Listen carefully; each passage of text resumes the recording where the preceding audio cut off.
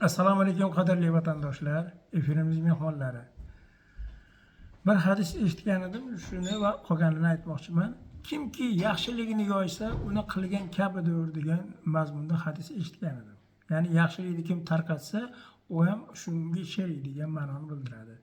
Bugungi kuzatuvlar, tadqiqotlar shuni ko'rsatyaptiki, yoshlarda erta bilan 8-9 da yotib olishlik, mehrni talab qilib olishlik, ya'ni ahamiyat o'ziga talab qilishligi, pay tortishlik, quvvatsizlik, yurakda o'ynashi, behollik kuzatilyapti.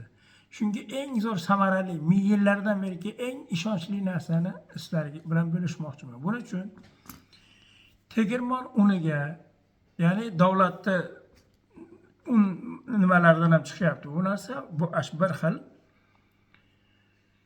Asha ikkinchi sort deyiladi. O'sha undan olinadi.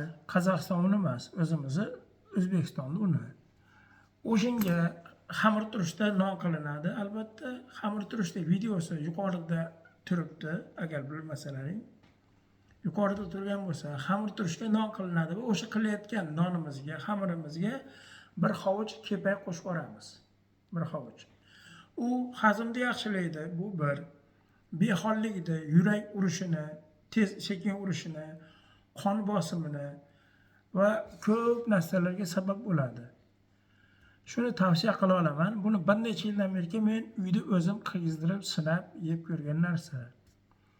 Demak, deb aptekaga boshqa narsaga yugurmasdan ota-bobomiz yeb kelgan narsa shuni qilsak, o'ta ham samarani ko'ramiz, foydani bilamiz, xudo xolasa.